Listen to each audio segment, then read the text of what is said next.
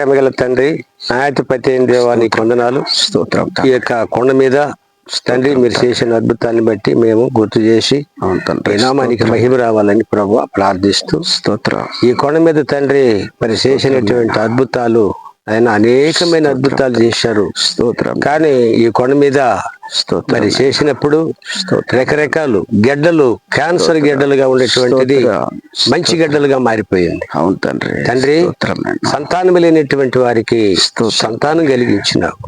కాళ్ళు రక్త గాయములుగా పగిలిపోయినటువంటి కాళ్ళకు మంచి నీళ్లు తాకిన తర్వాత వాళ్ళు చక్కగా నడవడం జరిగింది. ప్రభువా ఇంత గొప్పగా మరి నా తండ్రి 5 సంవత్సరాలుగా 4 సంవత్సరాలుగా అయినా రక్త వస్త్రం కలిగిన స్త్రీకి వెంటనే స్వస్థతనిచ్చి కనుక ఈ సమయం బట్టి ప్రభువా నీ సన్నిధికి వచ్చి కొంతకాలం ఇది జరుగుతా వచ్చి పెండింగ్ అయింది. మరి ఎందుకో మరి తండ్రి మరి ఆచాపన జరిగింది, ఆపైంది. మరలా నా తండ్రి మేము ప్రారంభించి నీ సన్నిధిలో పెడుతున్నాం. అనేక మంది ఈ కొండ మీదకి రాబోతున్నారు. వచ్చినటువంటి వారందరికీ స్వస్థత, ఆరోగ్యము, అనేకమైన అప్పుల్లో రుణాలలో ఉన్నవారు, బాధల్లో ఉన్నవారు, కుటుంబంలో సమస్యలు ఉన్నవారు సమస్తమును ఈ కొండ మీద అడుగు పెట్టిన ప్రతి మనిషికి ఒక మంచి గుణాలను, మంచి స్వస్థత, ఆరోగ్యమును, బలమును, శక్తిని దేవుడు దయచేయబోతున్నాడు.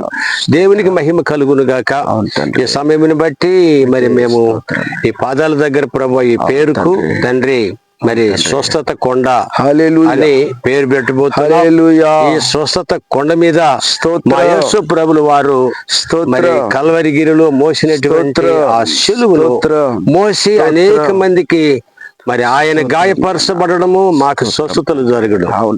ఎదుగో ఈ కొండ మీదకి వచ్చి అడుగు పెట్టిన ప్రతి ఒక్కరికి స్వస్థత జరుగుతుంది. వాస్తవంగా మేము దానిని సూచితమే అలాగే ప్రజలందరికీ తెలియజేస్తున్నాం.